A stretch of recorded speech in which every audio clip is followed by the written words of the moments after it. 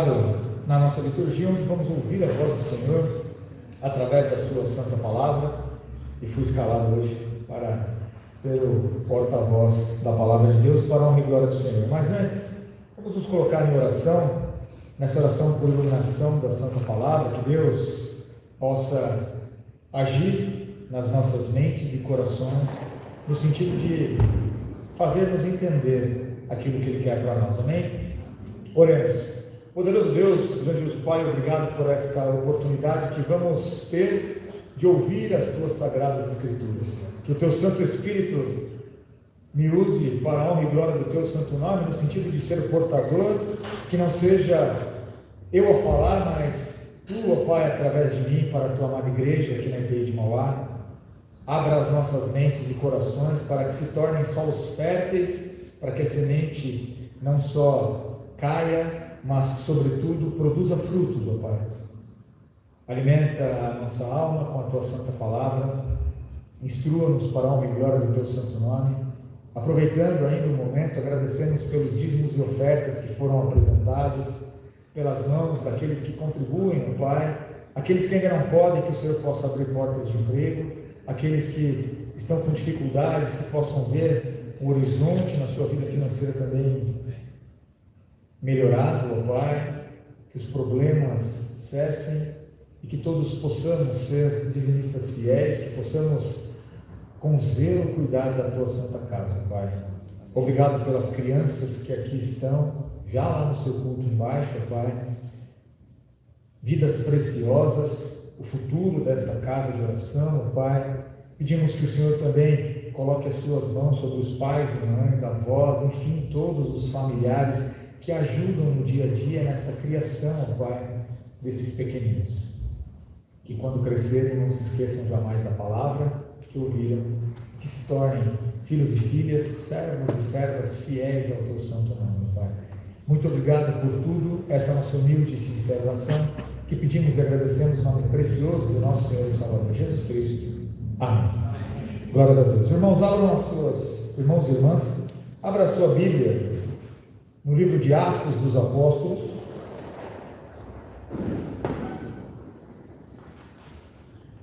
capítulo de número 17, versículo de número 28. Todos encontraram? Amém. Diz assim a palavra do Senhor: pois nele vivemos e nos movemos e existimos, como alguns dos vossos poetas têm dito, porque dele também somos geração. Palavras do Senhor. Amados, este versículo, ele se encontra dentro de um momento ímpar na vida do apóstolo Paulo, onde ele está em Atenas, no Areópago, falando para aqueles que estavam à sua volta. Via de regra, como conhecemos parte da história, o povo grego, o berço, da civilização, sobretudo na questão do conhecimento e da sabedoria e da busca pelo conhecimento, sempre estiveram ou procuraram conhecer. Tanto é que ali no Areópago havia um espaço destinado, onde tinha ali um dizer ao Deus desconhecido. Além de todos os outros deuses que ele adorava, eles tinham receio de repente não se lembrar de algum Deus, e para não entristecê-lo, tinham aquela parte. E então Paulo, vendo ali uma oportunidade de se pregar a Cristo Jesus, o nosso Senhor e Salvador, ele começa a dissertar. Mas quero destacar com os irmãos nesta noite o versículo 28 que lemos. Para mim e para você, enquanto servos e servas, filhos e filhas de Deus, temos essa certeza de que em Deus vivemos, nos movemos e existimos. O título da mensagem desta noite é Sustentados por Deus, em Deus vivemos, nos movemos e existimos. Para os atenienses ali, então, naquele momento, o nosso Deus, Cristo Jesus, e tudo que foi feito até então por Ele, era desconhecido. E eu e você, como servos e servas de Deus, precisamos ter essas verdades na nossa existência e, sobretudo, na relação com o nosso Deus. No sentido de que mostrarmos como é ou os feitos e maravilhas de Deus através da minha e da tua vida, para que possamos alcançar aqueles que estão à nossa volta. Hoje pela manhã, na escola dominical, pudemos falar, do impacto e do poder que é o testemunho da minha e da tua vida, para que possamos levar outros à conversão. O impacto que Deus requer de nós. E no primeiro ponto, então, parte deste breve momento, como parte 1, viver, mover e existir. Quando nós olhamos então a primeira parte, que é nele vivemos, ou seja, Cristo Jesus é a fonte da vida. Ele é a fonte contínua de toda a vida, meu irmão e minha irmã, para mim e para você, e o refletir em nosso testemunho mostra a sua providência e graça na minha e na tua vida. Enquanto muitos correm por outras doutrinas, enquanto muitos correm para outras direções, eu e você devemos correr única e exclusivamente para os braços de Deus e em direção a Ele. Por quê? Porque nele vivemos. Porque a própria palavra diz que, se não for assim, nós estamos mortos em nossos delitos e pecados. Cristo é a fonte da vida e da nossa vida. Como podemos aplicar então Cristo como fonte neste momento? É reconhecer Deus como fonte da nossa vida, no sentido de termos uma atitude de gratidão constante e dependência dele. Também pudemos falar pela manhã a questão de depender de Deus. Muitos veem a questão da dependência como fraqueza, como problema, como, sobretudo com todo respeito, mas nós homens temos aquela dificuldade de pedir ajuda a alguém. Aqui quando falamos que Cristo é a fonte da nossa vida, quer dizer que nós devemos mergulhar ainda mais em atitude de gratidão constante, dependência dele. Por quê? Porque é Ele quem dá o direcionamento da minha e da tua vida. É Ele quem mostra aquilo que eu e você devemos fazer, se claro nós colocarmos no altar do Senhor todos os nossos planos, sonhos e desejos. Porque se não for assim, meu irmão e minha irmã, estamos fazendo como todos que estão lá fora, vivendo a sua vida de qualquer jeito.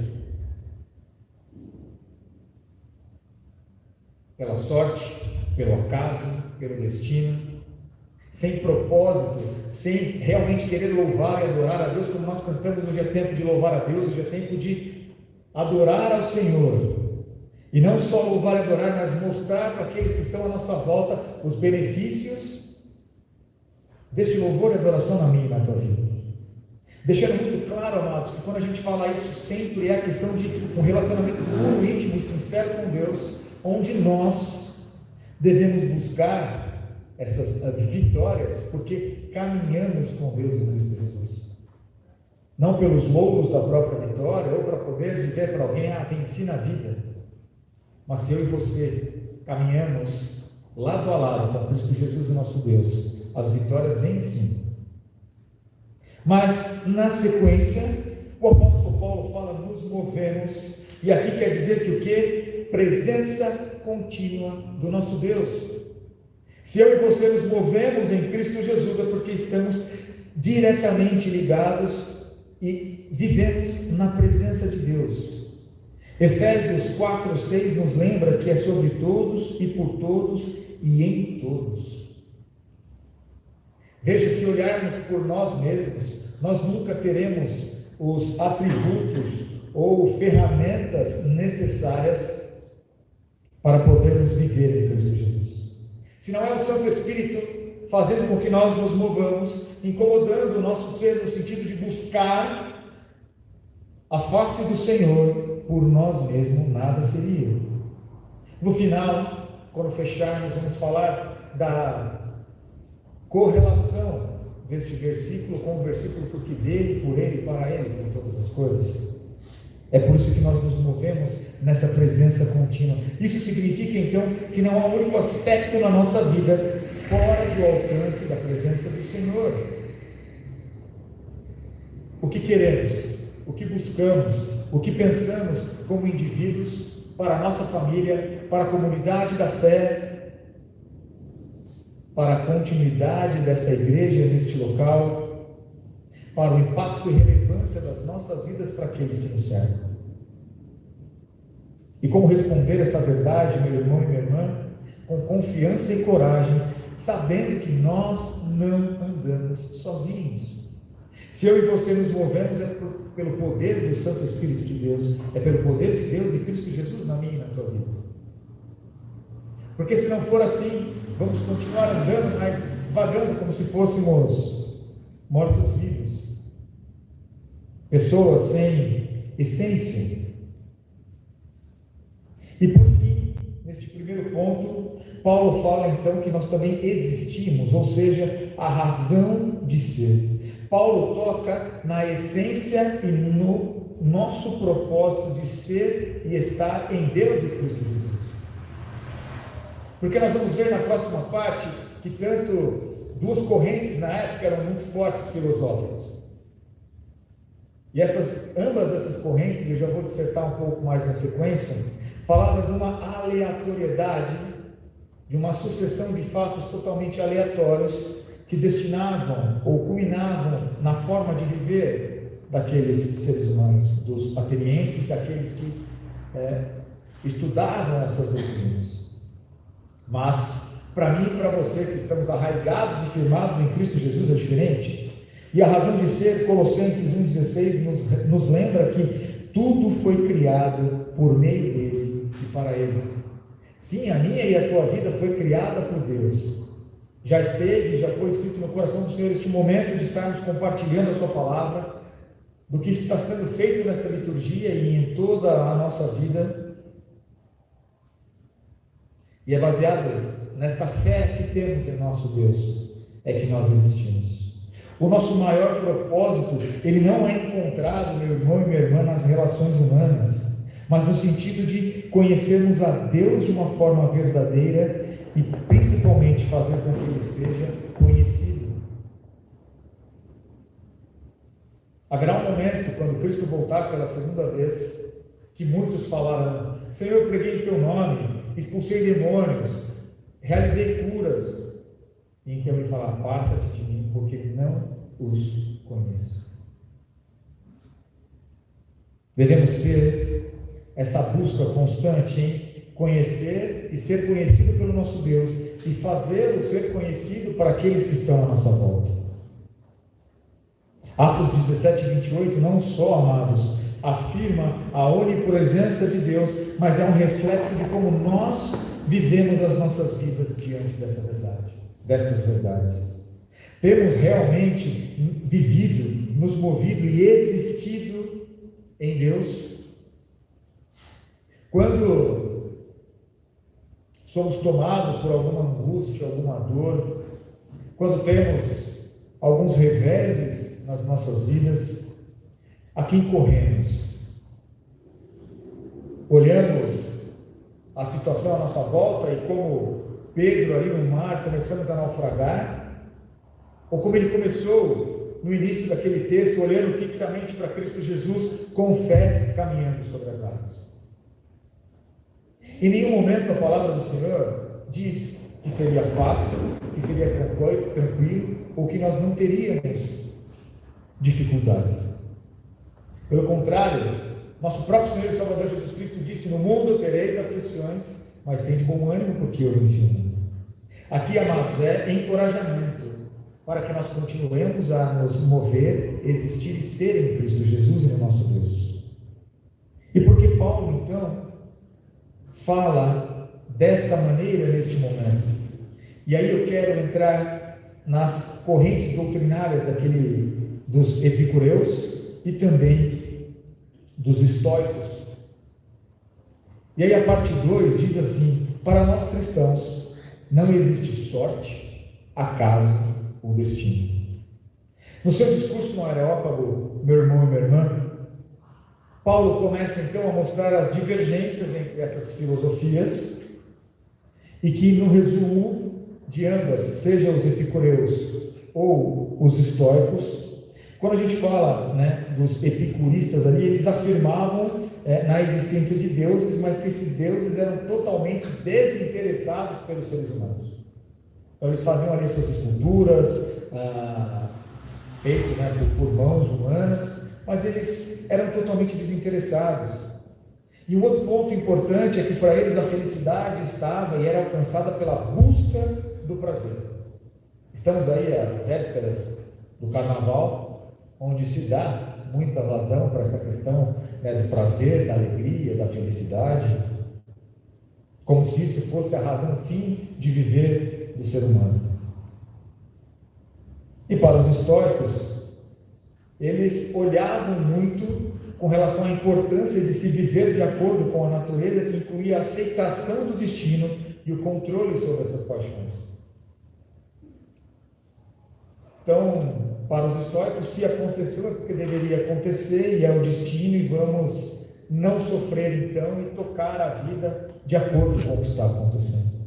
E para ambos, primeiro para os epicuristas, Paulo diz assim, né? Paulo apresenta o Evangelho dizendo que o Deus, nosso Deus, não só se interessa, mas é extremamente essencial para a própria existência humana. Sim, o Deus que eu e você servimos, meu irmão e minha irmã. Longe do que muitos falam, quem é esse Deus e por quê? Por que vocês vão todos os domingos na igreja, na escola dominical, estudam durante a semana, oram e pedem a Deus? Muitas vezes a gente ouve aquela frase, né? Mas se Deus já sabe, por que vocês estão orando? Se Deus é onisciente, onipresente, onipotente,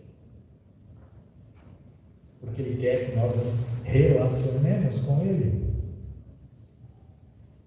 Devemos ter o nosso Deus como a fonte fundamental dessa busca. E para os estoicos, então, Paulo vai além, apresentando um Deus pessoal e relacional, que deseja esse relacionamento íntimo comigo e contigo, contrastando com esse conceito estoico de algo impessoal.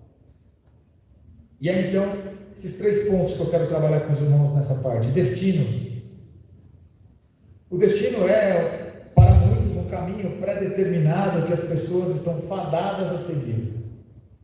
Semelhante a Gabriela, né? Eu nasci assim, eu cresci assim. Talvez para os mais jovens não vão coligar essa referência. Mas muitas vezes eu e você falamos, meu destino aconteceu, não tinha o que ser feito.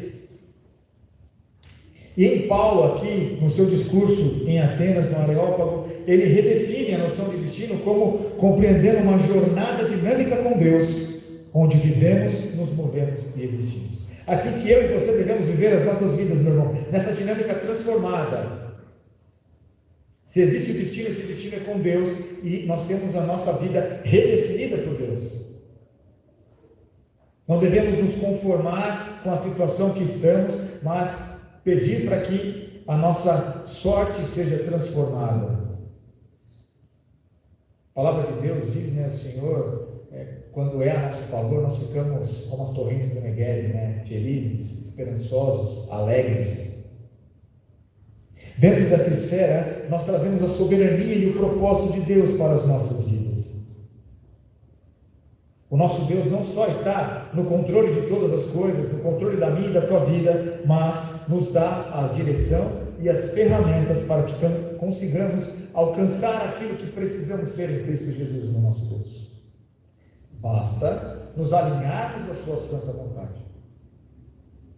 Acho que já disse aqui, mas os irmãos devem ter vários exemplos que, quando não colocaram os seus planos e sonhos e não consultaram ao Senhor, muitas vezes as coisas não deram certo, ou na grande maioria delas. Mas quando eu e você apresentamos no altar do Senhor, Deus nos dá a direção. Pela manhã pudemos ouvir o texto onde o próprio apóstolo Paulo, que estamos citando aqui à noite, queria ir pregar o Evangelho numa outra região em direção, mas o Santo Espírito de Cristo, de Deus, disse assim: não é ali que você vai. Você vai para Macedônia. E em sonho falou com Paulo. Tenhamos essa noção de destino redefinida por nosso Deus. Para as correntes dos atenienses na época, como estamos falando, também tinha a questão da sorte, que era forças aleatórias trazendo bons ou maus resultados de uma forma ali independente de ações e méritos. E trazendo para os dias de hoje, quantas vezes não são, quando ouvimos, depois de muito trabalho e dedicação, e abençoados por Deus nos nossos trabalhos, por exemplo, falar, esse irmão deu sorte, estava no lugar certo na hora certa, ou fulano, ciclano e beltrano foi a seu favor. Em vez de atribuir as circunstâncias da vida à sorte, Paulo traz essa perspectiva bíblica que nos encoraja a reconhecer a providência e presença contínua de Deus em todas as coisas. Quanto não foram as vezes que muitas vezes a gente não via ali uma luz no final do túnel, as dificuldades estavam ali nos sobretomando, como mencionei agora há pouco, Pedro já ali naufragando, e vem a mão do Senhor a nosso favor. Aquele resultado do trabalho que não vinha e veio, aquele cliente que nunca comprava, ou fazia muito tempo que não comprava, passou a comprar. As providências de Deus, das mais simples para nós, possam ser mais, como foi mencionado hoje de manhã também, a questão de você não ter o mantimento em casa. E aí vem a providência divina com o irmão e a irmã que contribui, que leva uma cesta básica, ou a própria igreja. Tem até uma história, não com H, mas com E, acredito que os irmãos já tenham ouvido alguma vez, que havia uma senhora muito humilde e simples ali na igreja, numa determinada igreja, e ela passava necessidade naquele momento, e havia um homem não temente ao Senhor, e querendo testar aquela mulher, disse: eu vou levar ali o mantimento, a cesta básica, prover ali as necessidades dela, e ela vai reconhecer que não foi Deus que fez. Então esse homem chega à porta dela, ela recebe aquela oferta, aqueles mantimentos e glorifica a Deus. E aí então o homem fala, mas não foi Deus. E ele então fala que, ele até acredita no inimigo.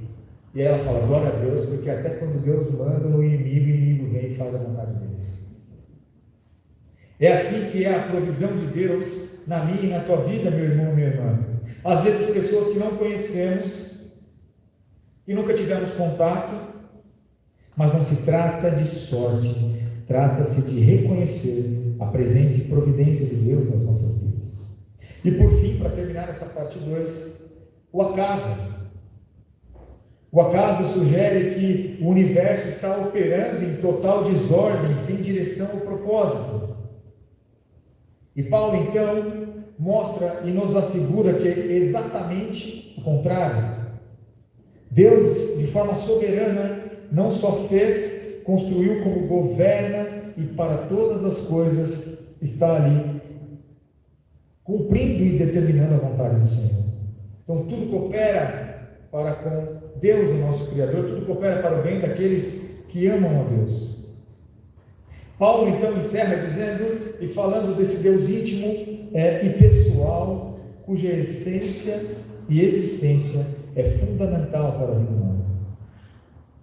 Fala-se da afirmação dessa onipresença de Deus e a onipotência e amor de Deus para mim e para a tua vida. Uma visão de mundo profundamente enraizada na soberania de Deus, e é isso que eu e você devemos levar para aqueles que estão lá fora.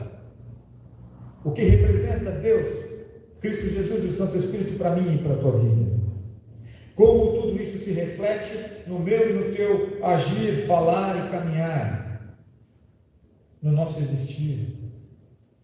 E por fim, amados, na parte 3, a providência de Deus a nosso favor. Primeiro então, como amarrando na segunda parte, falando da soberania e providência de Deus, Paulo afirma que a nossa existência e movimento estão enraizados em Deus. É uma declaração de dependência total, aspecto da nossa vida sustentado por Deus. Romanos 11:36 vai trazer isso, afirmando que é dele, por ele e para ele todas as coisas. Mas também temos a relação com a criação, mostrando uma visão íntima desse relacionamento de Deus para comigo e com você. Em Romanos 11:36 nós podemos ver essa correlação com o texto que estamos lendo, onde temos essa relação ampliada, incluindo todo o cosmos, ou seja, tudo o que existe é por causa de Deus e tem o propósito de glorificá-lo. Esse é o primeiro e principal propósito da minha e da tua vida, meu irmão e minha irmã: glorificar e adorar o nosso Deus. E então, chegamos no ponto 3 dessa última parte, que é o propósito e direção de vida. Em Atos 17, 18, Paulo afirma sobre a natureza imanente de Deus em nossa vida diária. E nessa correlação, em Romanos 11, 36, que a finalidade de toda a existência é a glória de Deus. Isso sugere propósito, direção de vida, não só para as nossas aspirações pessoais, mas para as coletivas enquanto igreja e igreja na sociedade. Temos pedido a direção de Deus para tudo aquilo que devemos e precisamos fazer. Temos colocado Deus em primeiro lugar no sentido de ser o propósito principal das nossas vidas. Cristo nos orienta a buscar, pois, em primeiro lugar, as coisas de Deus e a sua justiça, e as demais coisas vos serão acrescentadas. É isso que quer dizer nesse texto, meu irmão e minha irmã, propósito e direção de vida. Como alinhamos a nossa vontade com a vontade de Deus.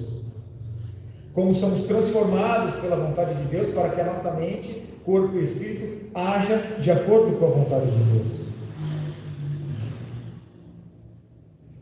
E por fim, na teologia de Paulo, tanto Atos 17, 28, quanto Romanos 11, 36, traz reflexo enfatizando a grandeza e a centralidade de Deus em tudo.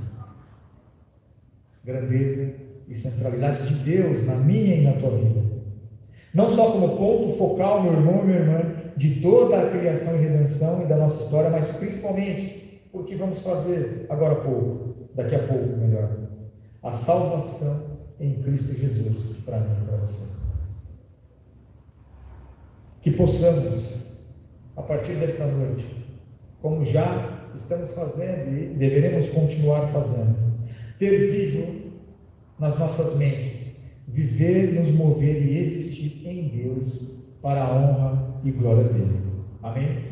Amém. Que Deus assim nos abençoe nesta noite.